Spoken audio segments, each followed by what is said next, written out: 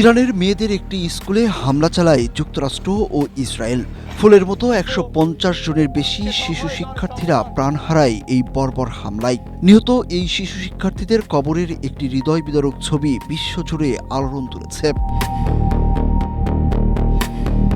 ছবিতে দেখা যায় সারি সারি নতুন খোঁড়া কবর। একটি ছোট্ট শহরের কবরস্থানে শতাধিক স্কুল ছাত্রীর দাফনের প্রস্তুতি চলছে। কিন্তু তখনই প্রশ্ন ওঠে, ছবিটি কি সত্য, না কৃত্রিম বুদ্ধিমত্তা বা এআই দিয়ে তৈরি বা বিকৃত?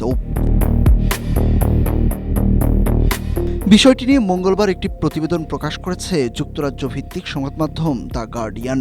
এতে বলা হয়েছে, সারিবদ্ধভাবে ৬০টির বেশি কবর খোঁড়া হয়েছে। সামনে আরও অনেক কবরের স্থান চিহ্নিত করে রাখা হয়েছে। তবে এই ছবির সত্যতা নিয়ে বিভ্রান্তি তৈরি করে বিভিন্ন এআই টুল। গুগলের এআই সেবা গুগল জেমিনি দাবি করে ছবিটি ইরানের নয়, বরং এটি ২০২৩ সালের ভয়াবহ ভূমিকম্পের পর তুরস্কের একটি গণকবরের দৃশ্য। অন্যদিকে সামাজিক যোগাযোগ মাধ্যম এক্সের এআই সহকারী গ্রোক জানিয়েছে, এটি আসলে ইন্দোনেশিয়ার জাকার্তার রোরোতান কবরস্থানে কোভিড-১৯ মহামারীর সময় তোলা একটি ছবি।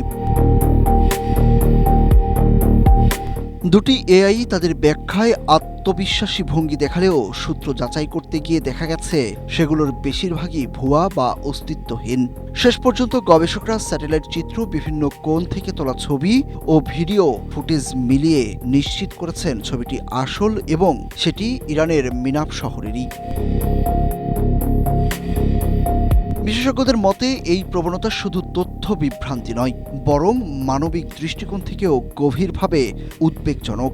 মিনাবের কবরস্থানের মতো বাস্তব ছবিও অনেকে এআই তৈরি বলে উড়িয়ে দেয় ব্যথিত বিশেষজ্ঞরা। Suraj Ahmed, Asia post.